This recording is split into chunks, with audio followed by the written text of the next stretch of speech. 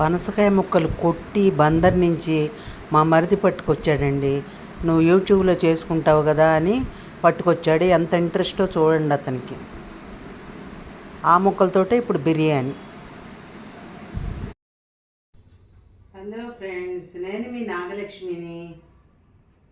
ఇవాళ పనసకాయ బిర్యానీతో మీ ముందుకు వచ్చేసాను.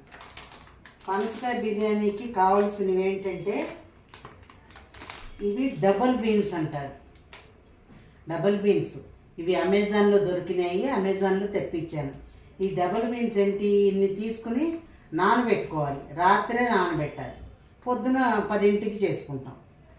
అవి ఏంటి, నానబెట్టి అట్టు పెట్టుకోవాలి పక్కన. తర్వాత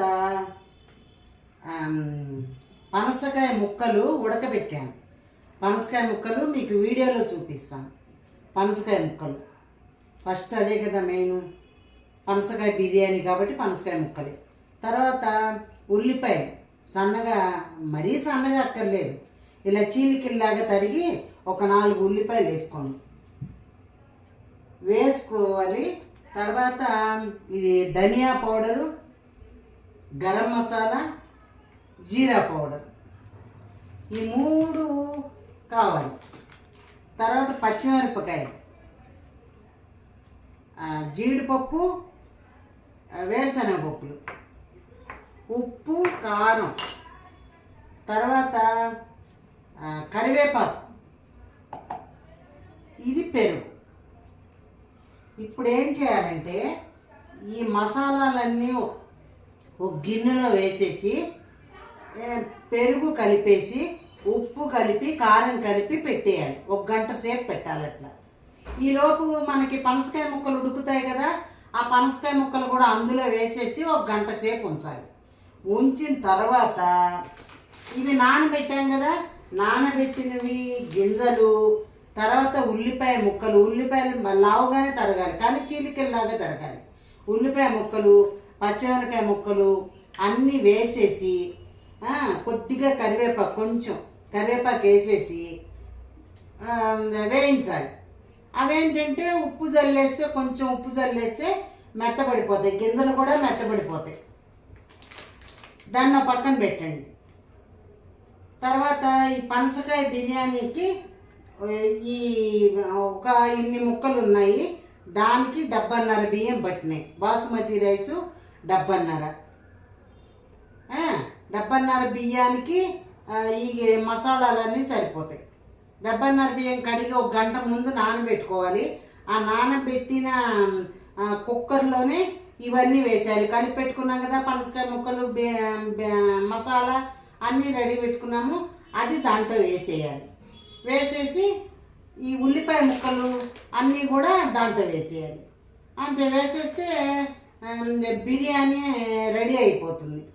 ఇది కూడా వేయించి కలుపుకోవాలి. ఎప్పుడు ఉల్లిపాయలు వేయిస్తామే, దాంతోపాటు ఈ జీడిపప్పులు, వేరుశనగపప్పులు వేయించుకోవాలి. దాంతోపాటే వేయించేసి పచ్చిమిరపకాయలు కూడా ఇందులో వేసేసి అన్నీ కలిపి కుక్కర్లో పెట్టేయాలి.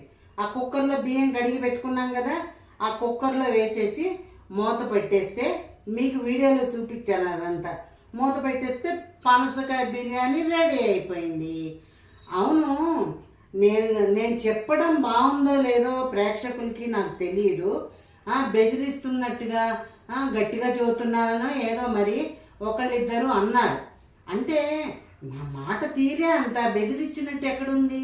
నేను మామూలుగా నిదానంగా చదువుతున్నాను, మీకు వినపడాలి కదా. అవతల వీడియో తీస్తుంటే మనం గట్టిగా మాట్లాడకుండా నెమ్మదిగా మాట్లాడితే ఎట్లా? అందుకని అలా మాట్లాడుతున్నాను, కానీ అది వేరే ఉద్దేశంతో కాదు, ఎవరిని బెదిరించినట్టు కాదు. నాకెందుకు, నాకు వచ్చినవంటే మీకు చెబుతున్నాను అంతే. బెదిరించినట్టు అది అనుకుంటే నేనేం చేయలేను, సరేనా? అందరూ చూస్తున్నారు, నచ్చని వాళ్ళు చూడొద్దు, నచ్చేవాళ్ళు అందరూ చూడండి. అలా బెదిరిస్తోంది అది ఇది అనుకున్న వాళ్ళు చూడకండి. మిగతా వాళ్ళందరికీ బాగానే ఉంది, అందరూ చూస్తున్నారు, సరేనా? నేను చక్కగా చెప్తున్నాను. వివరంగా చెప్పాలి అంటే లాంగ్ వీడియో కావాలి, మామూలుగా అయితే అక్కర్లేదు, గబగబా చెప్పేసేయచ్చు. నేను చెప్పగలను అలా కూడా. కాకపోతే ఏంటంటే మీకు అర్థమయ్యేటట్టుగా వివరంగా చెప్తున్నాను, అది అర్థం చేసుకోండి. తర్వాత నచ్చితే లైక్ చేయండి, కామెంట్ చేయండి, సబ్స్క్రైబ్ చేసుకోండి. చివరి వరకు వీడియో చూడండి. బాయ్. పనస ముక్కల్ని వేయించాలండి. వేయించినాక అప్పుడు మసాలాలు కలిపి 1 గంట సేపు నానబెట్టాలి. అది 1 గంట సేపు నానబెట్టేసి అప్పుడు వాటిని అన్నం ఉడికేదంటే కుక్కర్లో వేయాలి. షెజ్వాన్ సాసు, గరం మసాలా,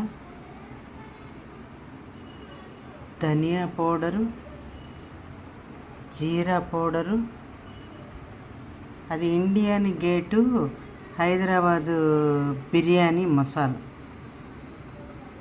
ఇది